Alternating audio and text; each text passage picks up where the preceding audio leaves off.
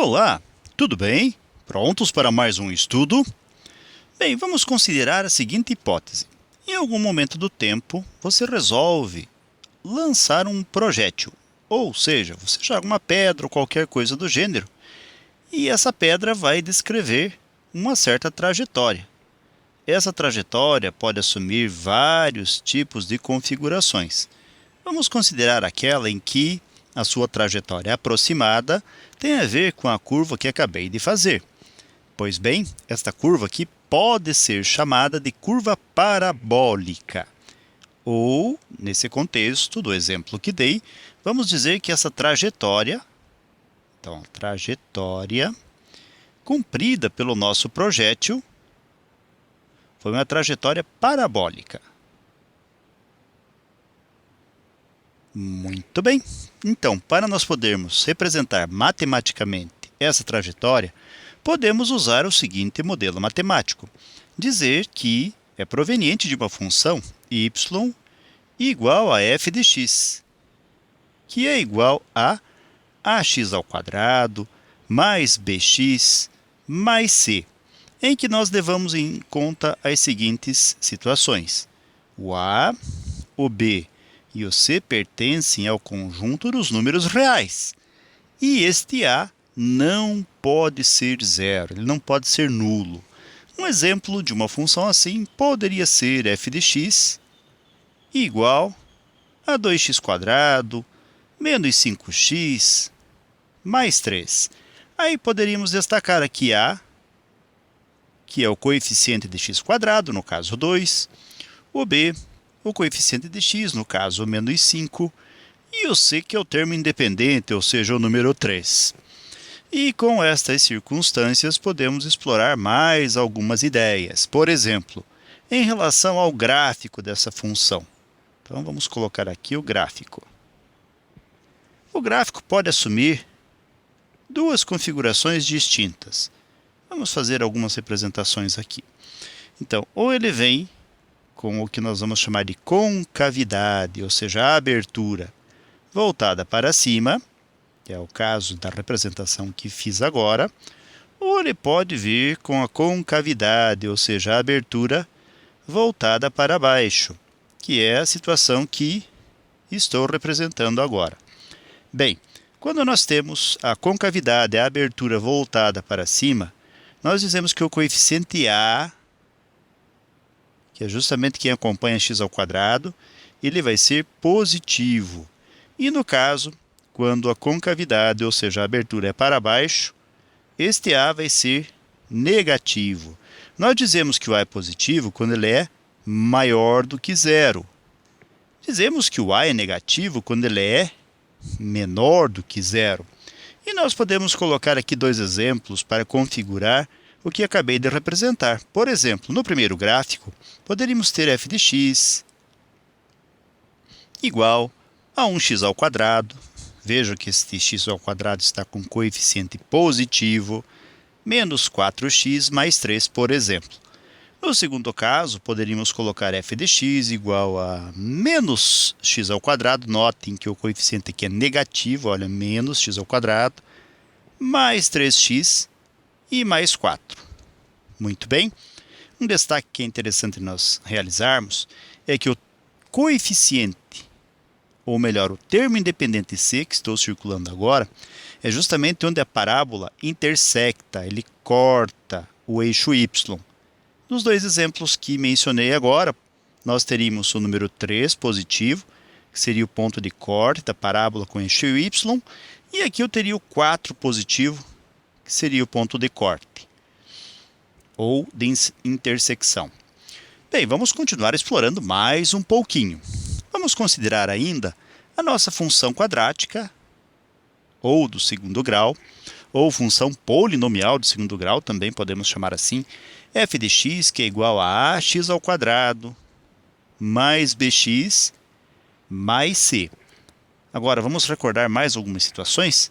Nós temos aqui, então, com o nosso a, b e c pertencentes aos reais e o a não podendo ser zero. Se o a for zero, nós não temos uma função quadrática, nós teremos uma função afim, uma função polinomial afim, ou de primeiro grau, se for o caso B e C sejam diferentes de zero.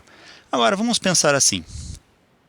Já estudamos em algum momento do tempo que quando nós temos f de x igual a zero, nós podemos determinar o valor de x para que f de x seja zero através da fórmula resolutiva das equações quadráticas, que pode ser representado por menos b, mais ou menos raiz quadrada de delta sobre 2 que multiplica a, com esse delta valendo b ao quadrado menos 4ac.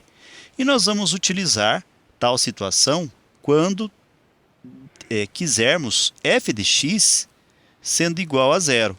Nós chamamos isso de determinação dos zeros dessa função.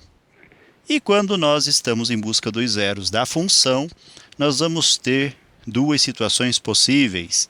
Uma em que o a é maior que zero e a outra em que o a é menor do que zero. E cada uma dessas duas situações poderá ter três subdivisões ou três gráficos distintos. E nós vamos representá-los agora. Explorar um pouquinho deles. Muito bem.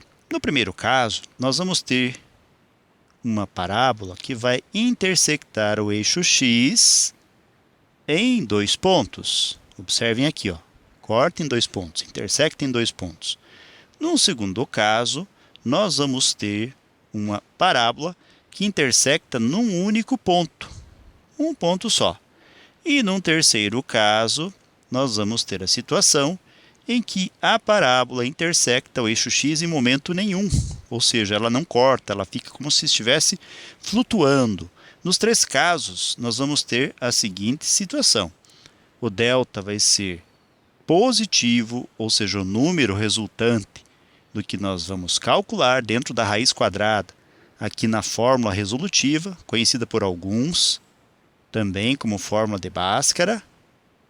Esse delta aqui, se for positivo, nos levará a uma parábola que vai intersectar, cortar o eixo x em dois pontos. Agora, se esse delta for igual a zero, ela cortará num único ponto. E se este delta for negativo, ou seja, o número que está dentro da raiz for negativo, então ela não cortará a parábola em ponto nenhum. Ela vai ficar, entre aspas, flutuando aqui em relação ao eixo x. Agora, se considerarmos o a, o coeficiente de x², negativo, também teremos três situações diferentes para o a menor do que zero. Novamente, vamos considerar, em relação a x e a y, uma parábola intersectando o eixo x em dois pontos, ou nós teremos essa parábola intersectando num único ponto, ou nós teremos a parábola, entre aspas, flutuando em relação ao eixo x, ou seja, ela não intersecta, ela não corta o eixo x em ponto algum. Nos três casos, também nós teremos, cortando em dois pontos, intersectando em dois pontos para x, o delta será maior que zero. Cortando, intersectando num ponto só, o delta será igual a zero. E estando flutuando, ou seja, não intersectando x, o delta será negativo, ou seja, menor do que zero. Muito bem.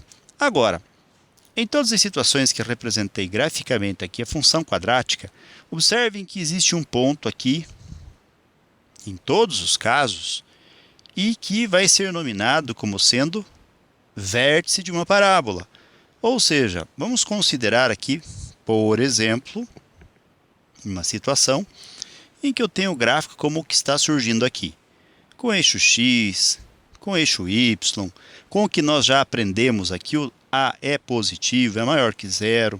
Nós já aprendemos também que o delta aqui é maior que zero, porque intersecta em dois pontos, né, com cavidade voltada para cima, cortando em dois pontos. Então, nós já aprendemos isso nos casos anteriores. Agora, o que nos interessa é esse pontinho que estou destacando. Observem que este ponto aqui é único e nós vamos chamar de vértice da parábola.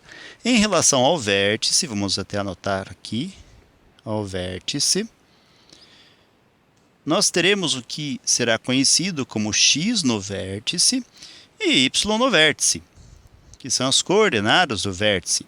Então, nós vamos ter v, ou o vértice, que vai ser dado por x no vértice, e y no vértice, e que já são conhecidos. X vértice pode ser representado por menos b sobre 2 vezes o a. E o y vértice pode ser representado por menos delta sobre 4 vezes o a. Lembrando que este delta é o mesmo delta que nós já exploramos para as concavidades e para as interseções, no caso dos zeros da função. Não necessariamente as concavidades, mas as interseções das parábolas que representamos em relação ao eixo x com a sua interseção ou não. Bem, então nós temos aqui o x vértice e o y vértice. E uma última situação que nós podemos, por enquanto, explorar é aquela que trata da imagem da função quadrática. Então, vamos colocar aqui novamente 2 gráficos para nos auxiliarem, né? Então, nós temos um com concavidade voltada para cima e nós podemos fazer uma representação de um com a concavidade voltada para baixo. Independente das 3 situações já elencadas, veja que nós tivemos 3 situações que nós exploramos dentro de cada um dos 2 casos, a imagem obedecerá às seguintes circunstâncias. Quando nós tivermos concavidade voltada para cima, observem que nós vamos destacar aqui o vértice da parábola. Quando for voltado para baixo, também vamos destacar o vértice.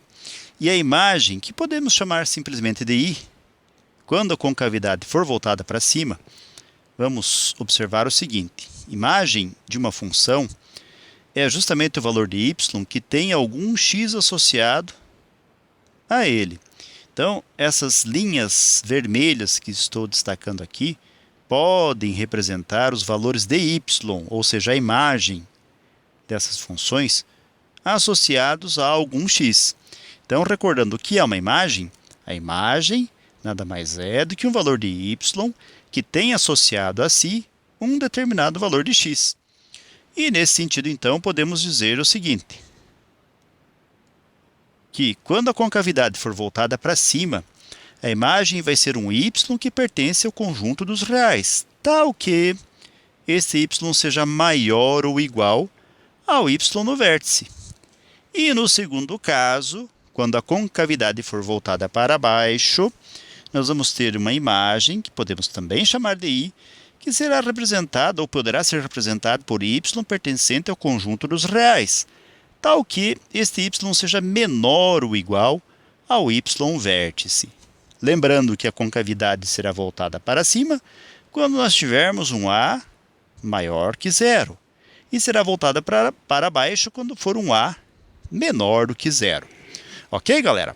Então, com isso, nós exploramos, assim, brevemente, algumas situações relacionadas às funções quadráticas. Agora, o que nós temos que fazer na sequência é trabalhar com algumas questões, alguns exemplos, algumas situações, aplicando alguns desses casos que exploramos, pensamos e compartilhamos agora. Tudo bem?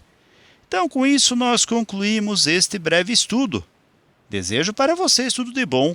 Muito sucesso em sua jornada, que vocês sejam muito felizes, se puderem e quiserem, retornem em outras ocasiões, e até o nosso próximo estudo. Tchau!